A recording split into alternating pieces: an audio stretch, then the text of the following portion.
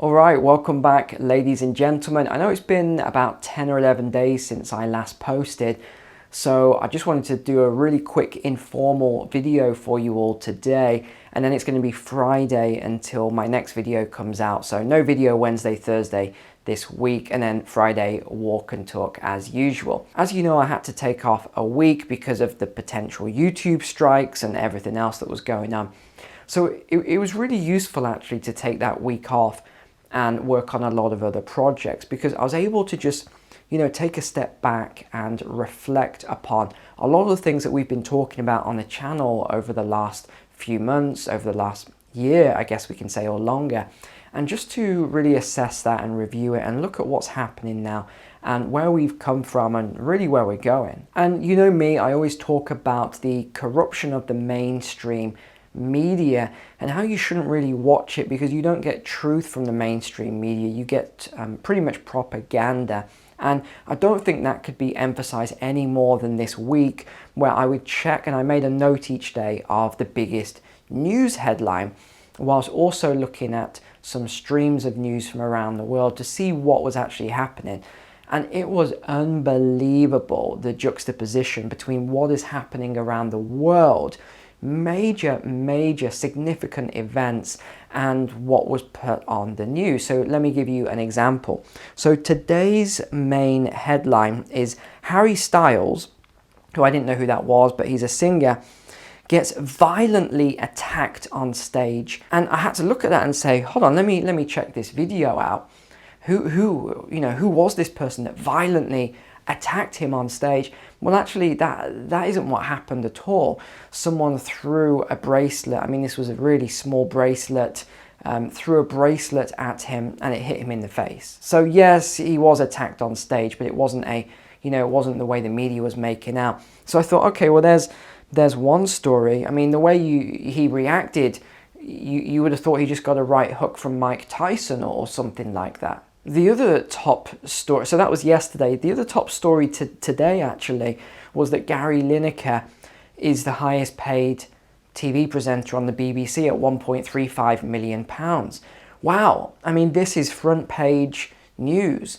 And we know when news like this comes out and it's front page, it means there's a distraction, there's something else going on. And there is some really just crazy things going on right now around the world. But because of this strategy to distract people with all this useless information, and I want to just touch upon another point as well, because one view that I've had has changed very slightly this week. And that was taking this step back. I've been talking to a lot of people over the last week just in public and society. And one thing that struck me about these conversations was, I don't think it's necessarily that people have gone over to the dark side and they are agreeing with all the policies and everything else that many of us don't agree with going on in the West right now. I have actually changed my view on this, and I think a lot of it is that people don't know the truth of what's going on because they watch so much media and they're influenced so much by this media that they don't actually realize the truth of what's going on. And it's also quite interesting the way, now normally I don't do this in public because it's a waste of time a lot of the times, but it was interesting the way I was sort of educating certain people in a very neutral manner. So I wasn't adding emotion, I wasn't adding politics or anything like that to my point of view. I was just explaining things in a very neutral manner as to what was going on right now, because I did want to get people's viewpoint on these things. I wanted to know if the general public really did agree with a lot of the minority things that are coming through, which are being treated as if they are the majority. And actually what I found was that the majority of people who you may think do agree with a lot of the stuff going on in society right now actually don't agree, but they just don't want to say that because they have the fear of people judging them, or they don't want to be ostracized or anything like that. So that was another thing I noticed this week. Now, I don't know if that has changed from a year or two ago when I also used to speak to people around certain topics then. But I do feel as though something has shifted. And we're even seeing in the EU at the moment, there's a citizens movement and it's going through the EU Council, I think it is, where there is this pushback against the WHO pandemic treaty. You've probably heard all about this. Dr. John Campbell did a good piece on it as well.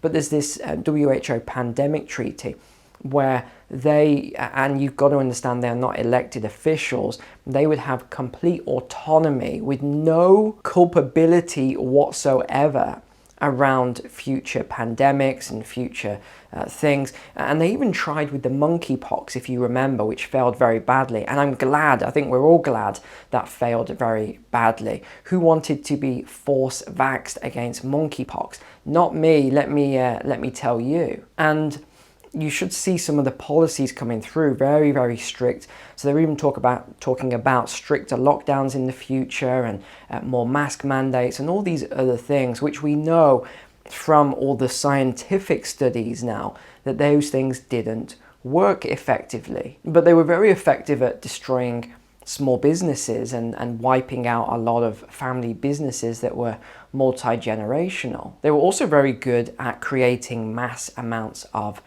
debt for everybody, but I digress.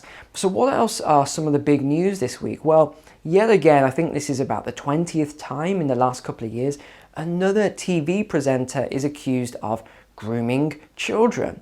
And that's quite ironic with the Sound of Freedom film that no one wanted to publish or put on their platform. Netflix, Amazon, no one wanted to take on this movie. And yet look what's happening now. It's actually beating Indiana Jones in the box office. It's beating The Flash and all these other movies that were supposed to be these big blockbuster movies, and people are saying, I can't figure it out. What's going on? Why are these movies failing? And then, of course, they go to the same thing they blame all the time. It's all of these right-wing, conservative extremists. That's what it is. They just can't get on board with these social reforms and progress. But yet, we know from history about all these new social reforms, which are not new at all. And I was just reading this week about the Bolsheviks revolution, or the Russian Revolution, which was around 1917, led into World War I and all the other things that happened about that. 7 to 12 million people, just to put this into context, died during that revolution, most of them civilians. And that was all in the aid of progress as well. You know, socialist kind of movements and then communism and all the other things. Everybody thought they were doing the right thing then as well. And it's always the same sort of things. We see modern day book burnings and, you know, changing history. We see the censorship of certain groups. We see the discrimination of certain groups and all these things that you keep seeing. We saw it again in ancient Rome as well. I could give you dozens of examples here. This, what we're going through, is not new. This is similar with what we've talked about before with the fourth turning cycles and a lot of the intergenerational wealth cycles. What we're seeing is not new, and a lot of time these things have to happen and they have to play out, but it's always the same end result. Usually a lot of people die. There are a lot of major problems that are caused throughout society which last a long time, but then we go back into the cycle again and eventually these things are ironed out. And I think that's what we're seeing with some of these grassroots movements at the moment, where people are starting to question a lot of the things that they haven't previously questioned. I mean, if you listen to modern day mainstream media, you would think that the general public thinks that anyone that has faith, right, if you have a religious beliefs, that anyone that has these beliefs is somehow a right-wing extremist or a bigot or is discriminatory to other, you know, the other people in society and things like that. When actually some faith, some religion, have been going for thousands of years. So what has changed? Is it really the people have changed and they become evil? Right?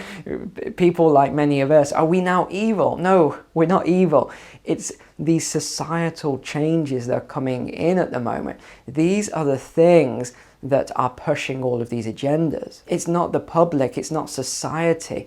And yet many people look at that and they say, oh, the public is, you know, changing their view, so I better pretend to have that same view as well. No, these are technocrats. So remember what a technocrat is. They are a very small amount of people that control and leverage technology, and thereby leveraging the technology as well as the media, they have this greater control, and they can do things like, you know, these backdoor access to Twitter and Facebook and other social media to control and censor opposing views, even if those opposing views are by world-class experts. And that if there are any concerns, well, we need to get those concerns closed down because it's not in the special interest and there's profit and everything else behind it. In fact, if you look at the Public Accounts Committee, again, this is government, UK government, it showed that there was £5.5 billion worth of fraud under Boris Johnson in the UK. 5.5 billion. A lot of that was in HMRC, right? That's the revenues, customs. So there was 5.5 billion. But guess what? So far under Sunak, it's 21 billion. And guess what happens when this gets put out? Well, it doesn't really hit mainstream media, but there's something that goes on, like Harry Styles gets hit on the face with a bracelet, you know, as if he'd just been shot, or, you know, right hook from Mike Tyson. He can't perform now. You know, something's happened to his voice from the, you know, the bracelet. You look at what's happening in France, but it's not just France with these riots and the burning down of the library in Marseille and some of these beautiful, beautiful buildings.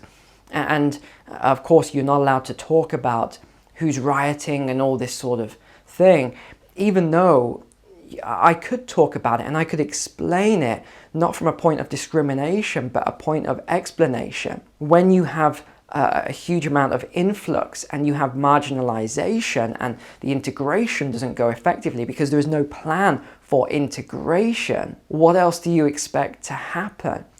I mean, all of this stuff is basic, it's obvious, we have historical examples, we know what works and what doesn't work, but yet these things get pushed over and over again. And if you even try to talk about history and trying to explain why things are happening, you're classed as a bigot, a racist, a right-wing extremist, whatever label they want to put on you. But again, remember, this is technocracy.